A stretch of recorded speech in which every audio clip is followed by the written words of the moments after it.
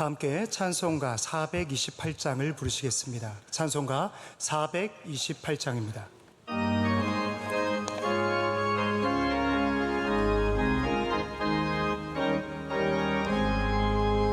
내 영혼의 햇빛 비치니 주 영광 찬란해. 이 세상 어떤 빛보다 이 빛 더 빛나네. 주의 영광 빛난 광채 내게 비춰 주시옵소서. 그 밝은 얼굴 배울 때 나의 영혼 기쁘다. 내 영혼에 희락이 있고 큰 소망 넘치네. 주 예수 복을 주시고 또 내려주시네. 주의 영광 빛난 광채 내게 비춰 주시옵소서. 그 밝은 얼굴 배울 때 나의 영혼 기쁘다. 오늘 우리에게 주시는 하나님의 말씀은 신약성경 누가복음 7장 18절에서 23절의 말씀입니다. 신약성경 101면에 있는 누가복음 7장 18절에서 23절의 말씀입니다. 이 말씀을 교독하고 마지막 절은 합독하도록 하겠습니다. 요한의 제자들이 이 모든 일을 그에게 알리니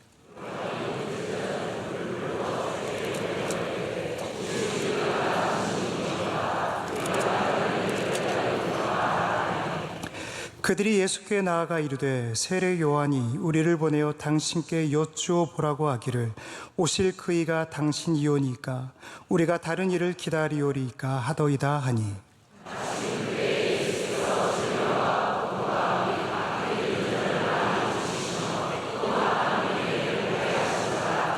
예수께서 대답하여 이르시되 너희가 가서 보고 들은 것을 요한에게 알리되 맹인이 보며 못 걷는 사람이 걸으며 나병 환자가 깨끗함을 받으며 귀먹은 사람이 들으며 죽은 자가 살아나며 가난한 자에게 복음이 전파된다 하라.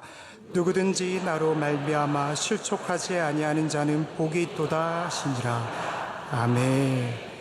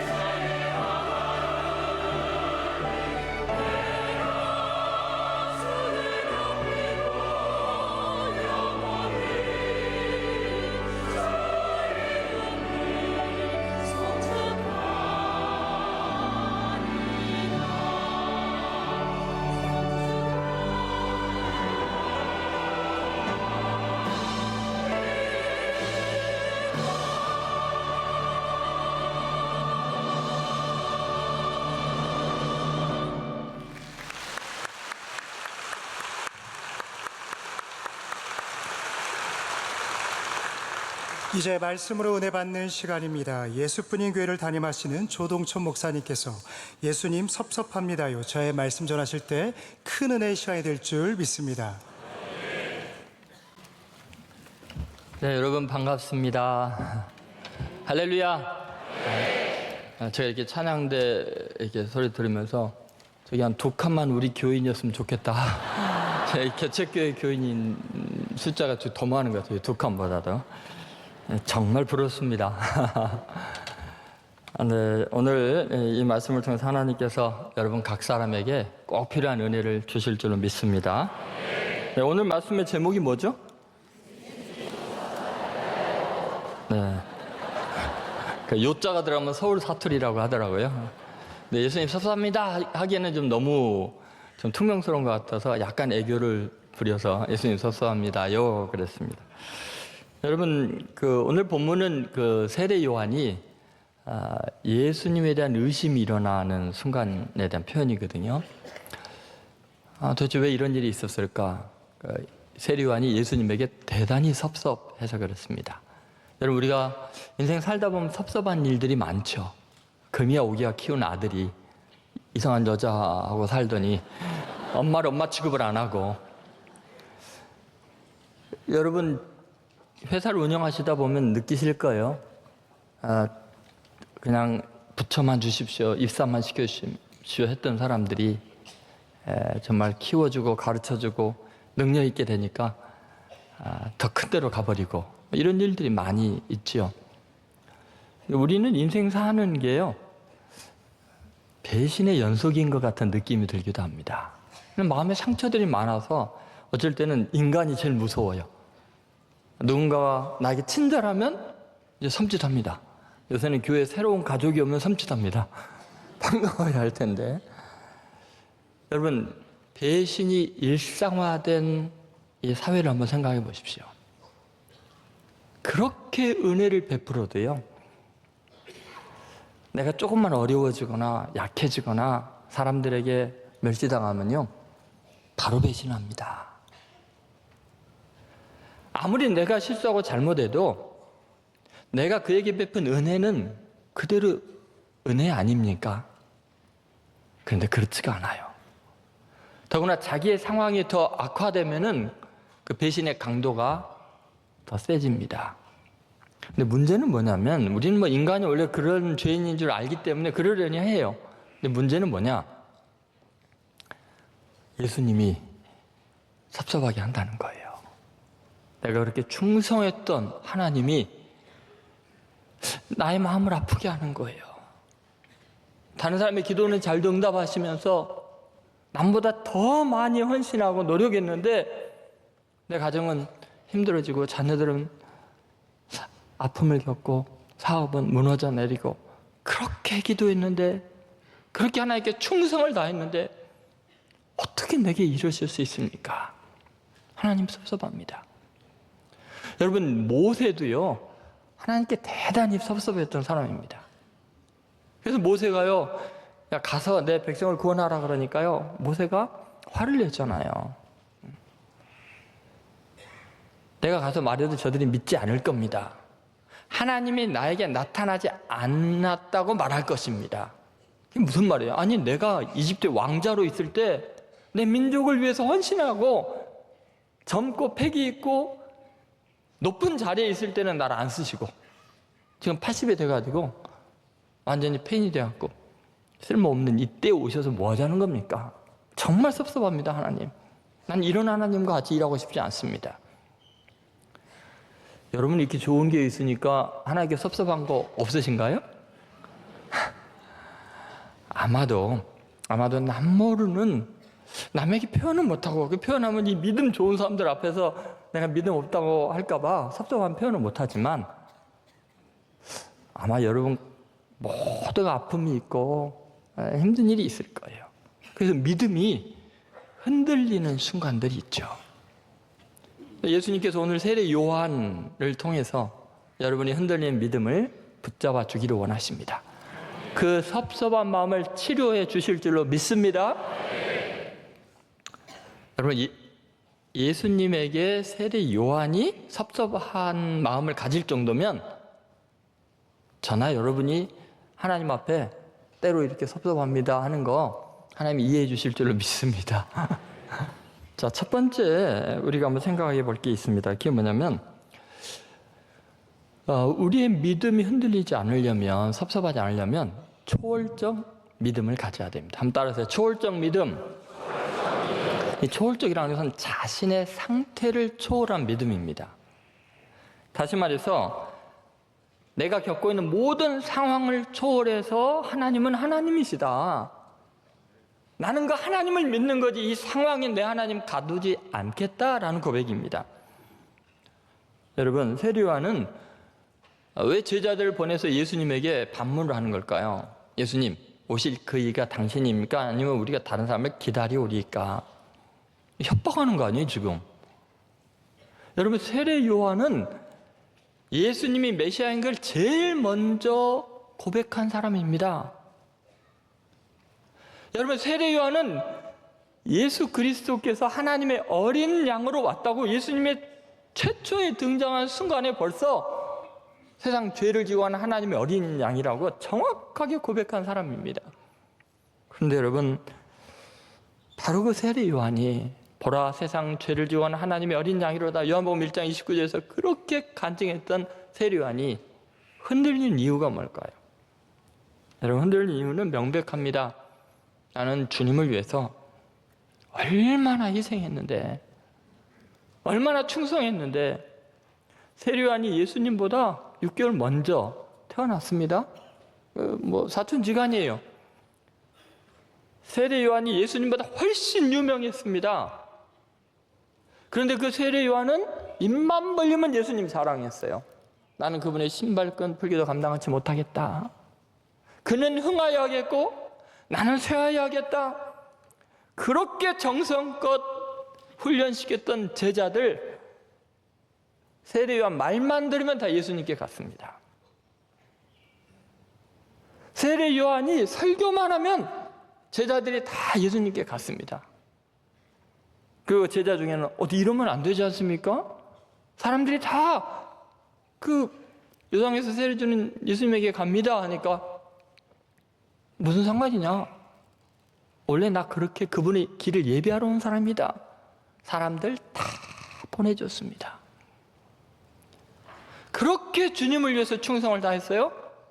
그러다가 헤로드 왕의 비윤리적인 삶에 대해서 하나님의 공의로운 말씀을 전파하다가 감옥에 갇혔어요. 그런데 그 예수님이요, 구해줄 줄 알았어요. 그 능력 많은 예수님이, 내가 그렇게 사랑했던 예수님이 나 감옥에서 빼줄 줄 알았어요. 근데요, 서명운동 하나 안 하시네요. 그냥 예수님은 인기만 끌고 있고 다른 사람은 잘도 고치고 기적도 행하시면서 세례 요한에게는 관심이 없으시네요. 세례 요한은 눈이 빠지게 기다렸어요. 내가 그렇게 사랑했던 주님, 내가 그렇게 헌신했던 주님, 그 주님을 위해서 나는 모든 걸 다 희생했는데, 내 전생애를 바쳤는데 그분의 길만 예비했으니까 주님이 언젠가 나 구원하러 오실 거야. 그런데 여전히 감옥에 갇혀 있습니다. 점점 섭섭해지기 시작했습니다. 여러분, 왜 세례 요한이 섭섭했을까요? 세상의 죄를 지적했던 그 사람이, 하나님의 어린 양을 증거했던 그 사람이 지금 왜 섭섭한 걸까요? 자기가 하나님의 일을 하기 때문에 자기의 정체성이 왜곡되고 있는 거예요. 우리가 훌륭한 일을 하고 하나님을 위해서 헌신한다고 해서 우리가 죄인이 아닌 거 아니에요. 우리가 완벽한 인간이 아니에요. 세례 요한이 남보다 더 위대한 사람이기 때문에 하나님께 쓰임받은 게 아니라 인간은 다 죄인이에요. 의인 없나니 하나도 없어요. 그 죄성이 드러나고 있는 순간이죠. 여러분, 하나님께 충성을 다하고 교회에 남다른 헌신했을 때 가장 위험한 게 뭐냐면 자기 교만입니다. 자기 의입니다. 그러면 섭섭해집니다. 헌신하지 않은 사람, 섭섭한 사람 없어요. 황금 많이 한 사람이 섭섭한 거지 황금 삥땅한 사람이 섭섭할 리가 없죠.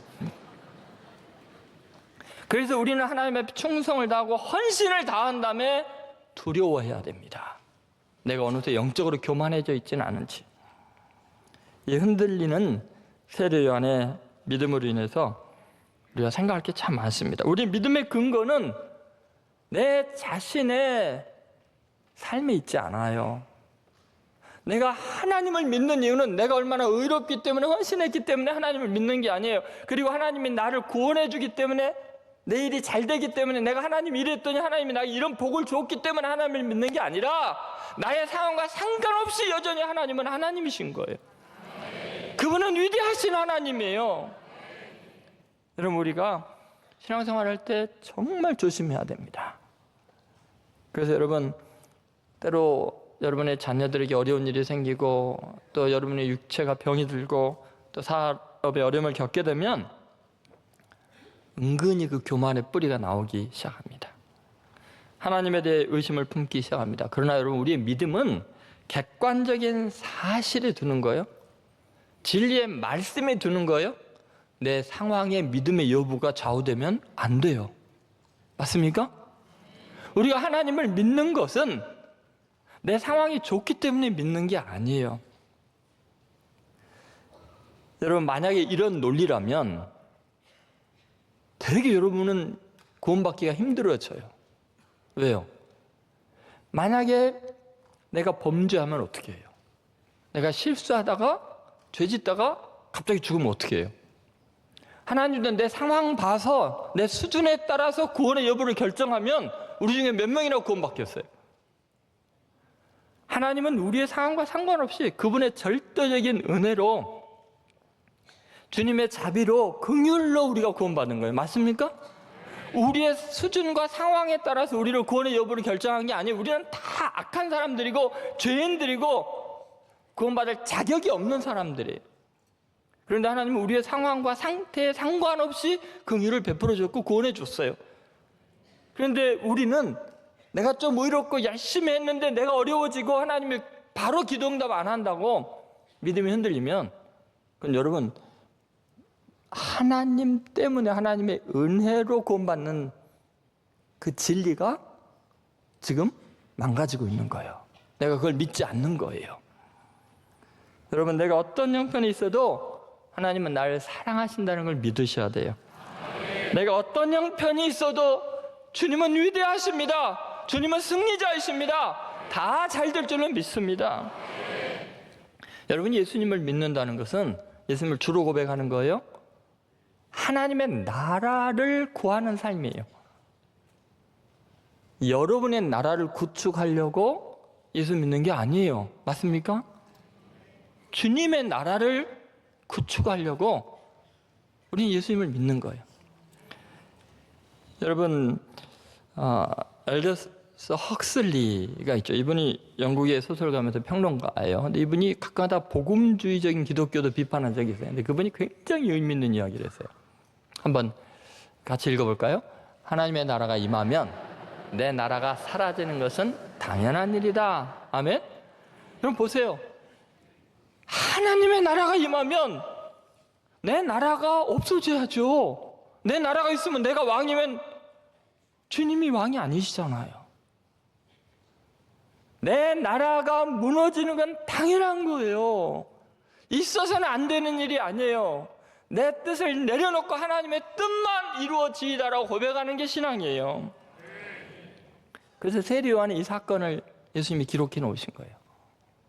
신앙의 본질이 뭔가, 얘네들 착각하지 말라는 거예요. 욥도 여기에 해당하지 않아요, 여러분? 욥의 아내가 그 엄청난 시련 앞에서 했던 말, 여러분 기억하십니까? 욥기 2장 9절 이제 같이 읽어보겠습니다. 그의 아내가 그에게 이르되 당신이 그래도 자신의 온전함을 굳게 지키느냐, 하나님을 욕하고 죽어라. 여러분, 욥의 아내에 대해서 굉장히 악철한 이야기를 하는데 제가 보기엔 정상적인 여자입니다. 생각해보세요. 10명의 아이들 다 하루아침에 죽고 재산 다 주고 남편 완전히 온몸에 그냥 악질이 나서 고통을 겪고 있고, 여러분 그 자리에서 할렐루야 아멘 하면 그게 미친 여자죠. 여러분 보통 여자들은 그렇게 반응하는 거예요. 근데 욥이 이상한 거예요. 욥이 어떻게 고백을 해요? 2장 10절 한번 같이 읽어보겠습니다. 그가 이르되 그대 말이 한 어리석은 여자의 말 같도다. 우리가 하나님께 복을 받았던즉 화도 받지 아니하겠느냐 하고 이 모든 일에 욥이 입술로 범죄하지 아니하니라. 아멘. 여러분, 그대의 말이 한 어리석은 여자의 말, 그냥 일반 여자들의 말이랑 뭐가 다르냐? 믿는 사람은 그러면 안 돼. 우리가 하나님께 이 많은 복을 받았으니까 화도 받을 수 있는 거지. 왜? 내 상황에 따라서 하나님을 원망하고 하나님이 안 계신 것처럼 하고 하나님께 저주하면 어떻게 하냐? 복 받을 때는 하나님 할렐루야 아멘 하면서 좀 어려움 겪는다고 믿음이 이렇게 흔들려서야 되겠냐? 모든 것을 잃어버려도 내 상태가 최악이 돼도 하나님은 나의 하나님이야. 하나님이 최고야. 여러분, 우리는요, 잘 될 때나 못 될 때나 하나님 앞에 믿음을 지켜야 돼요. 여러분, 우리는 복된 상황을 믿는 게 아니라 하나님을 믿는 거예요. 여러분, 다니엘 세 친구 그 유명한 이야기도 아시잖아요. 다니엘서 3장 17절 18절 한번 같이 읽어보겠습니다. 왕이여, 우리가 섬기는 하나님이 계신다면 우리를 맹렬히 타는 풀물길 가운데에서 능히 건져내시겠고 왕의 손에서도 건져내시리이다. 그렇게 하지 아니하실지라도 왕이여, 우리가 왕의 신들을 섬기지도 아니하고 왕이 세우신 금신상에게 절하지도 아니할 줄을 아옵소서. 아멘. 그리 아니하실지라도, 다시 말해서요, 내가 죽고 사느냐의 문제로 하나님이시고 하나님이 사탄이 되는 거예요? 아니잖아요. 그리 아니하실지라도 내 상태와 상관없이 초월적인 믿음을 갖는 거예요. 왜냐하면 그분이 초월적인 존재이니까. 여러분, 하박국 선지자도 그런 고백을 합니다. 예레미야와 같은 시대에 활동했고요. 아수르가 이제 바데 메사이에서 이 바벨론, 신흥 바벨론에 의해서 이제 무너져가는 국제적인 정세가 굉장한 혼란에 있고 이제 전쟁의 소문이 일어나고 위태로운 나라의 상황에서 하박국 선지자는요, 온몸이 무너져 내리는 두려움과 공포를 느꼈습니다. 그 내용이 하박국 3장 16절에 나와 있습니다. 한번 3장 16절 같이 읽어보겠습니다. 네, 없으면 제가 읽어드리겠습니다. 내가 들었으므로 내 창자가 흔들렸고 그 목소리로 말미암아 내 입술이 떨렸도다. 무리가 우리를 치러 올라오는 환난 날을 내가 기다림으로 썩이는 것이 내 뼈에 들어왔으며 내 몸은 내 처소에서 떨리는도다. 지금 두려움과 공포 속에 사로잡혀 있어요. 근데 여기서 끝나는 게 아니고요. 이렇게 국제 정세가 엉망이 되고 나라가 위태로운 순간이 되면요, 경제적인 타격이 엄청나게 큽니다. 그래서 그 유명한 말이 있죠. 하박국 3장 17절, 비록 무화과 나무가 무성하지 못하며 포도나무 열매가 없으며 감나무 소출이 없으며 밭에 먹을 것이 없으며 우리의 양이 없으며 양까지 소가 없을지라도, 보세요. 없으며 없을지라도. 그 다음에 고백이 뭐예요? 내 상황과 전혀 상관없이 하나님은 어떤 분이세요? 하박국 3장 18절에 나는 여호와로 말미암아 즐거워하며 나의 구원의 하나님으로 말미암아 기뻐하리로다. 주 여호와는 나의 힘이시라. 나의 발을 사슴과 같게 하사 나를 나의 높은 곳으로 다니게 하시리로다. 아멘. 여러분, 예수님이 바로 그런 분 아니었어요? 십자가에 매달려서 가장 고통스러운 그 순간에 주님이 마태복음 27장 40절에 외친 말씀이 이거예요. 나의 하나님, 나의 하나님, 어찌하여 나를 버리셨나이까? 여러분, 어찌하여 나를 버리셨나이까 하는 그 처참한 상황에서 하나님을 뭐라고 불러요? 그냥 하나님도 아니고 나의 하나님. 나를 버리셔도 하나님은 나의 하나님입니다. 하나님이 나를 버리셔도 하나님은 나의 하나님입니다. 여전히 하나님입니다. 그렇게 고백하는 거예요. 바로 그 믿음이 전 인류를 구원한 거예요. 여러분, 절대로 여러분의 믿음을 여러분 자신의 상황에 맞추지 마세요. 하나님은 나와 상관없이 하나님이세요. 여러분 꼭 그렇게 믿음으로 승리하는 초월적인 믿음의 주인공들이 되시기를 주의 이름으로 소망합니다. 두 번째는 객관적 믿음이에요. 우리 그리스도인들은 객관적인 믿음을 가져야 된다는 거예요. 이것은 나에게는 안 일어나지만 타인에게 일어나고 있는 은혜를 인정하라는 거예요.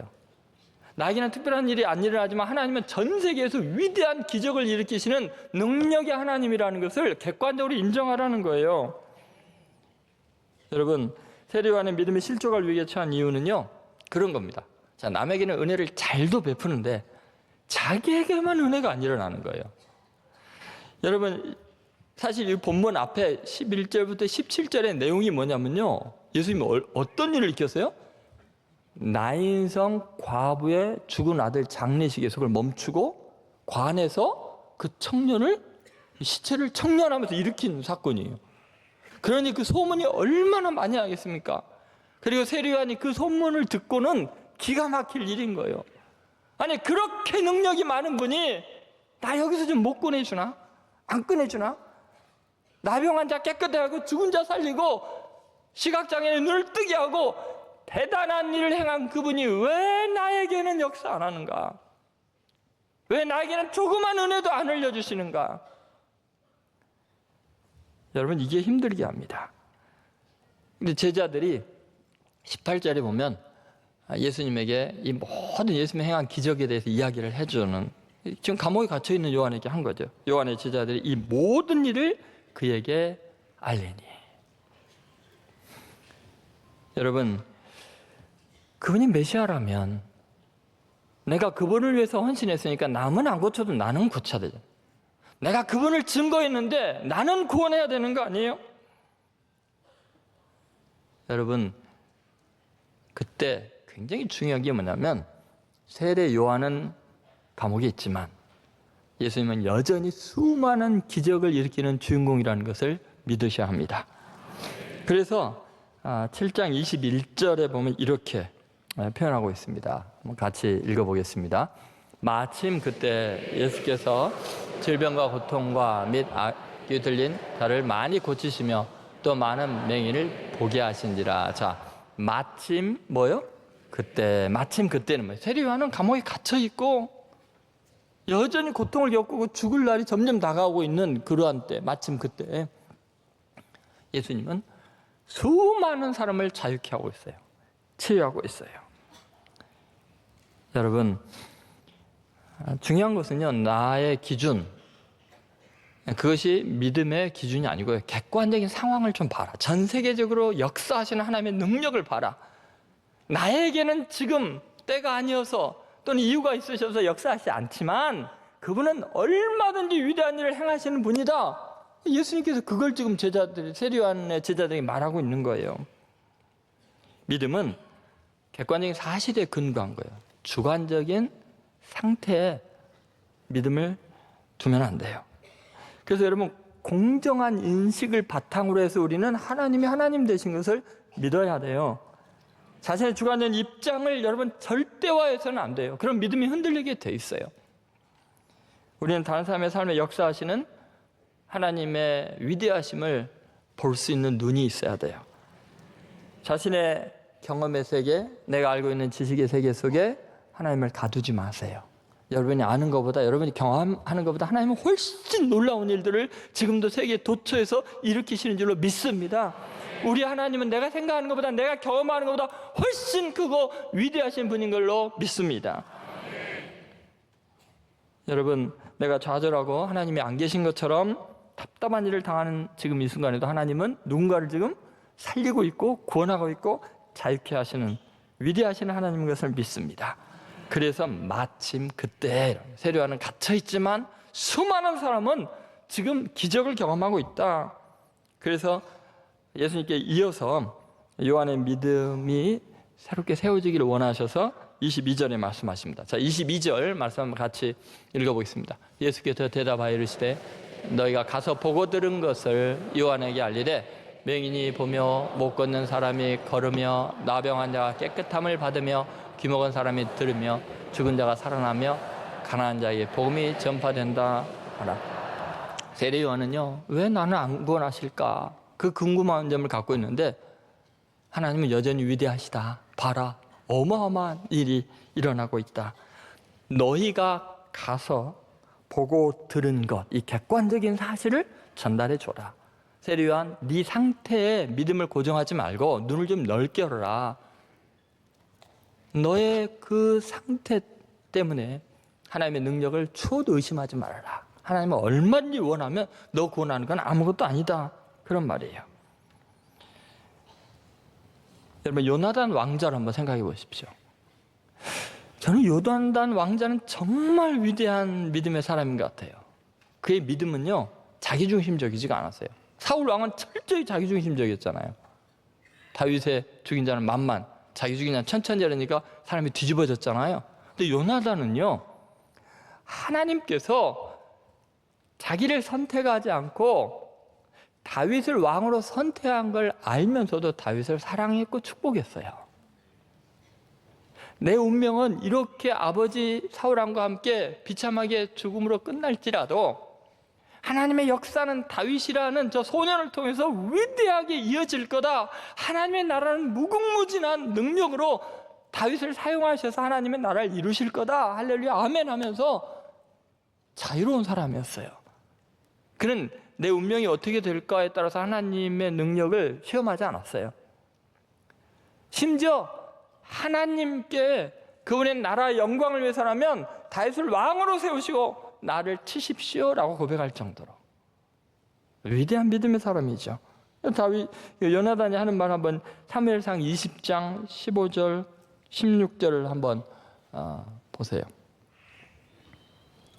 네, 제가 읽어드리겠습니다. 여호와께서 너 다윗의 대적을 지면에서 다 끊어버리신 때에도 너는 내 인자함을 내 집에서 영원히 끊어버리지 말라 하고, 예, 요나단이 다윗의 집과 언약하기를 여호와께서 다윗의 대적들을 치실지어다 하니라. 다윗의 대적이 누구죠? 사울 왕이에요. 자기 집안이에요. 그럼 자기 집안 망하면 자기도 죽는 거 아니에요? 왕조가 바뀌는 거 아니에요? 그런데 요나단은 뭐라 그래요? 다윗의 대적을 치실지로다. 여러분, 내가 얼마나 오래 사느냐, 높아지느냐, 내가 왕이 되느냐, 이게 중요한 게 아니에요. 하나님은 여전히 나를 안수하고 나를 여기서 끝낼지라도 다윗을 통해서 하나님은 놀라운 일을 이루실 줄로 믿습니다. 그 하나님은 위대하십니다. 그런 거예요, 여러분. 그럼 권사님들, 집사님들, 다른 사람 시샘하지 마세요. 나보다 헌신을 안 했는데. 여러분, 요나단이 얼마나 위대한 용사인데 그 앞에 다 나와 있잖아요. 얼마나 위대한 인격자인지. 여러분, 초대교회에서 늘 그랬어요. 예수님의 제자 야고보는 목배임을 당해 죽었어요. 근데 베드로는 어때요? 천사가 감옥까지 가서 일부러 끌어내서 구원해 줬어요. 한 사람은 죽이시고 한 사람은 끌어내시는 것은 하나님에 속한 거예요. 근데 야고보가 얼마나 기가 막혔어요. 베드로도 곧 나 뒤따라오겠구나 했는데 웬걸. 자기는 안 구원하시고 베드로는 구원하셔요? 그렇다고 하나님이 아닌 거 아니잖아요.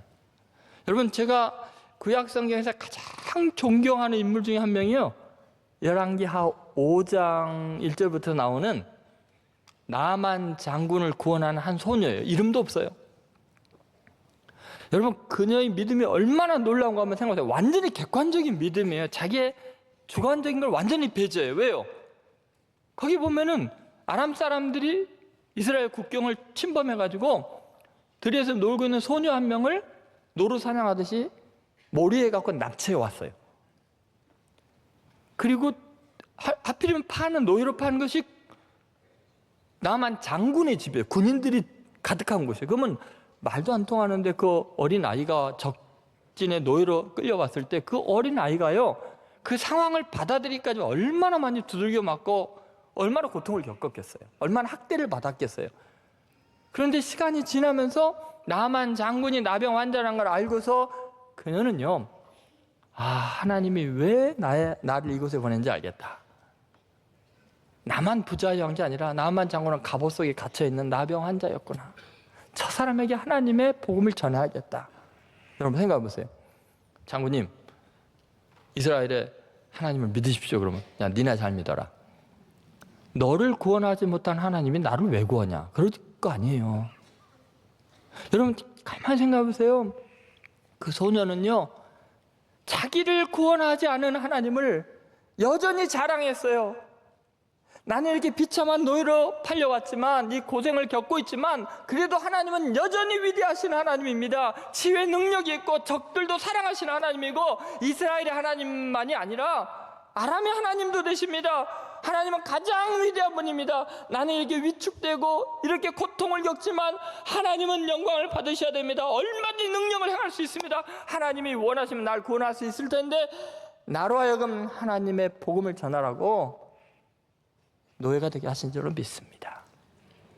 여러분 보세요. 완전히 객관적인 믿음이에요. 내 상황과 주관과 아무 상관이 없어요. 그래서 여러분, 다윗은 적 골리앗을 죽여서 나라를 구했어요.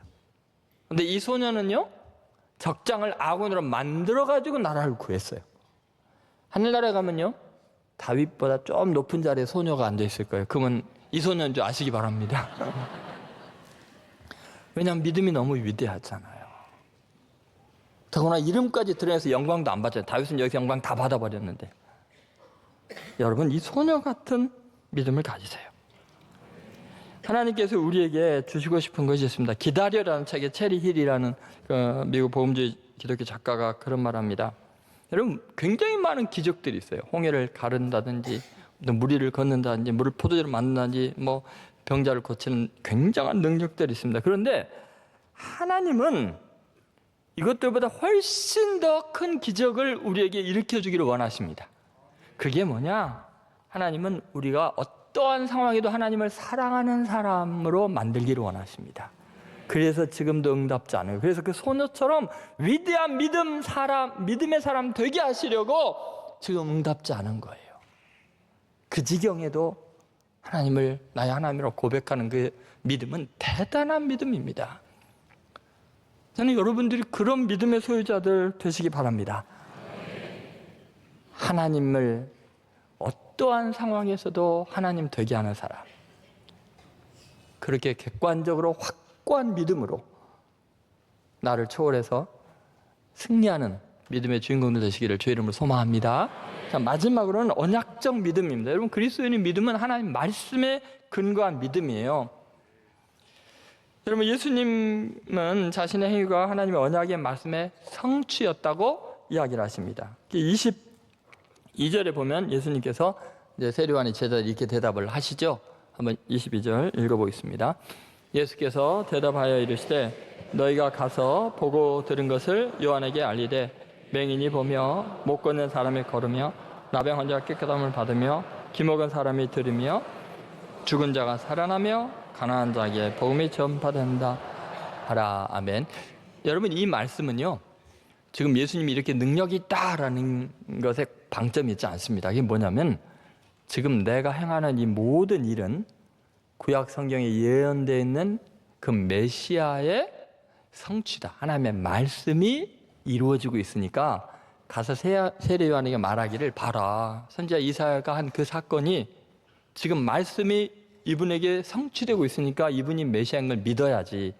네가 구원받고 안 받는 걸로 다른 사람 기다리겠다고 그런 식으로 말하지 말라는 거예요.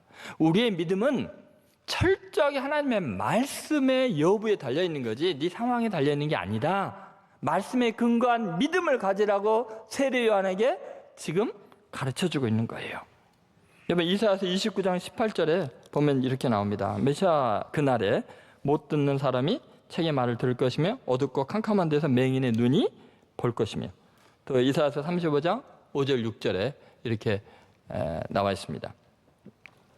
그때 맹인의 눈이 밝을 것이며 못 듣는 사람의 귀가 열릴 것이며 그때 저는 자는 사슴같이 뛸 것이며 말 못하는 자의 혀가 노래하리니 이는 광야에서 물이 솟겠고 사막에서 시내가 흐를 것임이니라.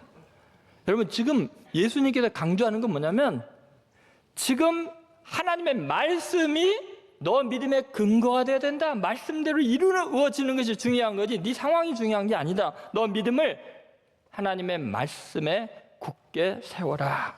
그런 거예요. 그럼 예수님의 삶에서 가장 중요한 요소가 뭐죠? 예수님이 가장 중요하게 여기는 요소는 뭐냐면 사람들의 인기도 아니었어요. 내가 편하게 사느냐, 행복하게 사느냐, 풍요롭게 사느냐가 아니었어요. 사람들이 얼마나 나를 많이 따르느냐도 아니었어요. 예수님의 목표는 딱 한 가지예요. 말씀이 이루어지는 삶. 말씀이 육신이 되는 삶이었어요. 그러니까 철저하게 하나님의 말씀이 이루어진 데만 관심이 있어요. 그래서 마태복음 26장 53절 54절에 보면 이런 말씀이 있습니다. 같이 읽겠습니다. 너는 내가 내 아버지께 구하여 지금 12군단 더 되는 천사를 보내시게 할 수 없는 줄로 아느냐. 내가 만일 그렇게 하면 이런 일이 있으리라 한 성경이 어떻게 이루어지겠느냐 하시더라. 자, 체포당해서 모진 고문이 기다리고 있어요. 죽음이 기다리고 있어요. 그런데 그거보다도 더 중요한 게 뭐예요? 이런 일이 있으리라 한 성경을 이루는 데만 관심이 있어요. 우리의 관심은 어디 있나요? 주님의 말씀이 명백하게 있는데 그 말씀을 어떻게 하면 내 삶 속에 이룰까, 실천할까에, 순종할까에 관심 있는 게 아니라 어떻게 내 병이 나을까, 어떻게 사업이 잘 될까, 어떻게 내가 원하는 것을 이룰까, 거기에 관심이 많잖아요. 여러분, 예수님은 죽은 나사로를 살리신 능력의 주님이세요. 근데 그 예수님은 그것보다도 더 중요한 기적이 뭐냐? 그 전능하신 분이 전능한 힘을 억누르고 체포되신 거예요. 천군 천사를 다 동원할 수 있는 그 능력이 크신 만왕의 왕이 벌거벗겨서 채찍질 당하고 십자가에 매달려 죽임을 당하는 거. 왜냐? 그것은 하나님의 말씀을 이루는 것만이 인생의 의미이기 때문이에요. 여러분, 신앙생활 왜 하십니까? 지금 세례요한에게 예수님이 하시는 말씀이 뭐냐면 너가 지금 감옥에서 나오느냐 거기에서 죽느냐가 중요한 게 아니다. 너는 메시아의 길을 예비하는 사람이다. 하나님의 말씀을 선지자 이사야 말과 같이 주의 길을 곱게 하라고 광에서 외친 자 소리라고 네가 그랬지 않냐. 네 인생은 하나님의 말씀을 이루는 데 목적이 있는 거지. 거기서 살아나온들 뭐 하겠냐. 죽으면 또 어떠냐. 네가 죽음의 길을 가는 그 길이 나를 위해서 예비하는 길이다. 나도 너처럼 그렇게 죽임을 당할 거니까. 너가 하나의 메시아의 표상이다. 네가 길을 닦고 있는 거다. 나도 너처럼 그 길을 갈 거다. 여러분, 여러분이 행복과 불행하고 성공과 실패 이런 개념은요 지극히 세속적입니다. 여러분이 잘 되고 못 되고 죽고 사는 문제가 아니에요. 여러분의 삶을 통해서 믿지 않는 사람들이 하나님의 말씀이 진리인 걸 깨닫게 만드는 거, 하나님이 살아계신 유일한 분이신 것을 믿게 만드는 거. 그러면 여러분 병들어도 괜찮고 죽어도 괜찮고 병이 치유돼도 괜찮고 부자가 돼도 괜찮아요. 중요한 건 내 이 초라한 삶 속에 영원한 진리의 말씀이 입증이 된다면, 성취된다면 할렐루야 아멘. 어떠한 상황에도 감사합니다. 여러분, 하나님은요 우리가 그렇게 믿음으로 살면요 절대 우리 외면하지 않습니다. 여러분 믿습니까? 하나님은 하나님의 나라를 위해서 말씀대로 순종하고 충성한 사람들의 눈물과 피를 결코 헛되지 않게 하시고요 영원히 기억하시고요 엄청난 상급을 줄 줄로 믿습니다. 한 사람 이야기를 제가 마칠게요. 제가 성경을 읽으면서 가장 분하고 이해가 안 되는 부분이 있었어요. 처음에 어렸을 때 성경을 읽다가요 우리야 사건이. 우리야. 여러분, 다윗이 하나님 마음에 합한 사람이라고 하는데 치명적인 죄를 짓죠. 간음을 행해요. 간음을 행할 것까지는 봐줘요. 근데 그거 덮으려고 그렇게 충성스러운 장군 우리아를 전쟁터에서 아주 계획적으로 살해합니다. 그런데 더 심각한 거는 나단 선지자 한 명 외에는요 아무도 이런 모습에 항의하는 사람이 없어요. 너무너무 우리아를 생각하면 억울하고 화가 납니다. 햇사람이에요. 이스라엘 사람이 아니고요. 이방인인데 그렇게 하나님 한 분 믿겠다고 하나님이 사용하는 다윗을 위해서 충성을 다했는데 다윗이요 실컷 이용하고 착취하고 속이고 죽였어요. 충성스러웠기 때문에 죽었어요. 얼마나 억울합니까, 여러분? 그런데 여러분, 세상 사람들은 다 그 다음에 우리아를 잊었어요. 하나님은요, 결코 잊지 않으셨어요. 얼마나 철저하게 기억하고 계시니 몰라요. 여러분, 사무엘하 23장에 보면 다윗이 이제 자기 전생애를 마무리하면서 자기 생애에서 최고로 위대한 자기의 동역자들 37명의 명단을 기록을 합니다. 사무엘하 23장 8절에 다윗의 용사들의 이름은 이러하니라 하면서 이제 쭉 기록을 합니다. 그러면서 사무엘하 23장 39절 맨 마지막에 그 마지막 이름이 이렇게 나옵니다. 햇사람 우리아라. 이상 총수가 37명이었더라. 여러분 보세요. 역대기는 다윗을 역대기에서 보면 이 사건이 나오는데 그 명단이 나오는데 이 우리아를 중간에다 슬쩍 집어넣었어요. 왜냐하면 다윗이 가장 이상화돼야 되는 예배 의식을 만드는 최고의 영웅이기 때문에 그래서. 근데 이 사무엘 상하는 신명기 역사관으로 쓰여 있어요. 죄를 지으면 반드시 징벌을 받고 회개하면 구원하신다는 구조 속에서. 그러니까 어떻게 기록을 하냐면요, 37명의 이름들이 다 어렵거든요. 근데 다 기록하고 맨 마지막에 누구의 이름을 기록해요? 햇사람 우리아라. 이상 총수가 37명이지. 그럼 여러분 앞에는 다 잊어버리는데 누구만 남아요? 우리아만 남아요. 그럼 우리아라는 이름 들으면 여러분 뭔 생각이 나요? 다윗이 간음하고 살인하고. 다윗은 이거 빼고 싶지 않았겠어요? 그런데 하나님께서 절대로 못 빼게 하는 거예요. 왕도 못 빼게 한 거예요. 그리고 맨 마지막에 미괄식으로 강조를 하는 거예요. 우리아다. 니네 생각나는 거 있지? 그렇게 지금 하나님이 이야기하시는 거예요. 하나님이요, 울분을 토하고 계시는 거예요. 사무엘하 24장에 또 지나가면 이래요. 그냥 넘어갈 만한데 24장 1절에 또 이래요. 여호와께서 다시 이스라엘 향하여 진노하사 그들을 치시려고 다윗을 격동시키사 가서 이스라엘 유다 인구조사를 하겠다.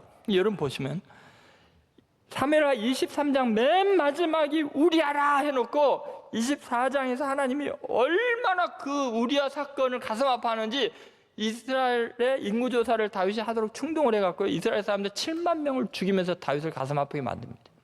여러분, 괜히 인구조사가 이루어진 게 아니에요.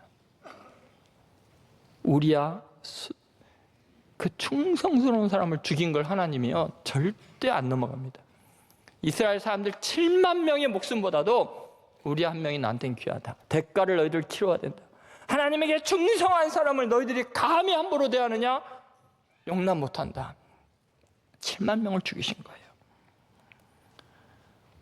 여러분, 하나님은요 이거 계속 기억하십니다. 열왕기상 15장 5절에 보면 다윗에 대한 평가를 이렇게 합니다. 이는 다윗이 햇사람 우리아 일 외에는 평생에 여호와 보시기에 정직하게 행하고 자기에게 명령하신 모든 일을 어기지 아니하십니다. 아니, 다윗을 칭찬하려면 그거 빼지.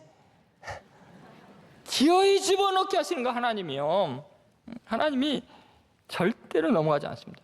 여기서 그치면 괜찮은데요, 하나님이 잊을만 해요. 1000년이 지났습니다. 1000년이. 마태복음 1장에서요 하나님이 또 들춰내십니다. 여러분, 거기 마태복음 1장 3절, 5절, 6절에 보면요 리듬이 깨져요. 예를 들어서 여러분, 유다는 다말에게서 베르사세를 낳고, 그 다음에 5절에 살몬은 라합에게서 오벳을 낳고, 보아스는 루색에서 오벳을 낳고, 그 다음에 이새는 다윗 왕을 낳으니라. 6절에 다윗은 누구에게서? 여러분 이상하잖아요? 자 보세요. 다말에게서, 라합에게서, 루색에서 그랬죠? 그렇죠? 그럼 여기는 뭐라 그래야 돼요? 밧세바에게서 솔로몬을 낳고 그래야 돼요. 말도 안 되게 국문법적으로도요 등위 접속사가 진행되는데 완전히 가치가 달라지잖아요. 아니, 난데없이 무슨 말이에요? 우리아의 아내에게서 솔로몬을 낳고. 다윗 얼마나 창피하겠어요. 여러분이 한번 생각해보세요. 족보를 기록하는데 보세요. 여러분의 조상 이름을 쫙 하면서 우리 고조 할아버지는 이웃집 아줌마에게서 이게 말이 됩니까? 더구나 이게 메시아의 족보 아닙니까? 누가 이렇게 기록하게 하겠어요? 야, 너희들은 천년이 지나도 우리아를 잊지 못하는 나를 너희들 기억하냐? 너희들은 그를 잊을지라도 나는 절대로 못 잊는다. 마지막 날까지 영원히 내가 우리아 잊지 않을 거야. 하나님의 마음이에요, 여러분. 여러분이 신앙생활하면서 하나님 왜 이렇게 섭섭해요? 섭섭해 하는데 하나님은 그러실까? 아니야, 너 절대 섭섭하게 하지 않아. 너 생애가 이 땅에서만이라면 섭섭해도 되지만 이 땅은 잠깐이잖아. 너의 수고와 너의 고통과 눈물과 헌신을 누가 알아주겠냐? 걱정하지 말아라. 세상 사람들은 잊어버려도 나는 너를 잊지 않는다. 천년이 지나도 안 잊을 거다. 세상 사람들이 안 갚아주냐? 내가 갚아줄 거다. 여러분 믿습니까? 그래도 여러분 섭섭하십니까? 왜 대답이 없으세요? 어떤 상황에도 이제는 섭섭해하지 마십시오. 하나님은 자기 외아들을 십자가에 죽게 할 만큼 우리를 위해서 최선을 다하셨어요. 내 주 예수님이 내 죄를 위해서 죽으신 그 사건 하나만으로도요, 내가 지금 어떤 일을 당해도, 어떤 배신을 당해도, 어떤 버림을 받아도 괜찮아요. 충분해요. 예수님 한 분만으로 충분해요. 하나님, 나를 위해서 당신의 독생자를 주셨으니까 그걸로 충분합니다. 예수로만 나는 충만하네. 다시는 여러분 섭섭하단 말 하지 마세요. 시험에 들었단 말 하지 마세요. 여러분 오늘 이 시간에 여러분 마음속에 신앙생활하면서 있었던 섭섭 귀신들 예수 이름으로 물리치시기 바랍니다. 다시는 하나님께 섭섭하다 하지 마시고 오직 그분을 찬양하시며 영원히 나를 기억하시고 영광스럽게 하실 주님을 찬양하면서 끝까지 믿음으로 승리하는 성도들 되시기를 주의 이름으로 축원드립니다. 기도하겠습니다. 여러분 마음을 열고요, 마음에 무릎을 꿇고요, 하나님 앞에 한번 기도하세요. 지금 내가 이해할 수 없는 이 상황, 하나님 내게 왜 이러십니까? 내가 그렇게 기도하고 노력했는데 왜 우리 가정에, 우리 사업에, 내 삶에 이런 일이 있습니까? 그동안 내 믿음이 없었습니다. 내 자신을 초월하지 못했습니다. 객관적으로 보지 못했습니다. 내 자신에게 갇혀 있었습니다. 하나님 이제는 하나님의 말씀을 이루는 삶이 되겠습니다. 세상의 가치대로 평가하지 않겠습니다. 그리고 하나님이 나를 영원히 사랑하실 것을 믿습니다. 주님, 오늘 내가 결단합니다. 영원토록 주님만을 찬양하겠습니다. 주님께 영광을 돌리겠습니다. 어떤 일이 있어도 믿음을 잃지 않겠습니다. 주여 내 영혼을 받아주시고 주여 내 믿음을 견고하게 하여 주시고 승리하게 하여 주시옵소서. 주여 삼창하고 통성으로 기도하겠습니다. 주여, 주여, 주여. 아버지 하나님, 오늘 서포디님 말씀 안에 하나님 저희들을 만나주시기를 원합니다. 하나님 우리의 삶 속에서 어려움과 아픔과 갈등이 있고 이해할 수 없는 상황들이 있어도 하나님 거기에는 하나님의 영광이 있고 하나님의 뜻이 있고 하나님의 구원의 섭리와 능력이 있는 줄로 믿습니다. 아버지 하나님, 우리 자신을, 내 자신을 초월할 수 있는 능력을 주시옵소서. 하나님 끝까지 믿음으로 승리하게 하시고 영원토록 기억하시고 복을 주시고 위대하게 하시는 하나님을 찬양하며 승리하도록 은혜 베풀어 주옵소서. 지금은 우리를 위하여 십자가에서 보배로운 피를 흘려 우리를 죄에서 자유케 하신 예수 그리스도의 은혜와 그 귀한 독생자까지 아낌없이 우리에게 내어주셔서 사랑을 확증해 주신 아버지 하나님의 극진하신 사랑과 성령의 감동, 감화, 교통하심이 남은 생애 동안 어떤 시련을 겪어도 어떤 이해할 수 없는 상황에서도 내 하나님을 나의 하나님이라고 고백하며 하나님께 끝까지 찬양하고 영광 돌리며 승리하겠노라고 결단하는 하나님의 아들, 딸들 머리 위에, 이 나라와 민족 위에 지금으로부터 영원히 함께 하시기를 간절히 축원하옵나이다. 아멘.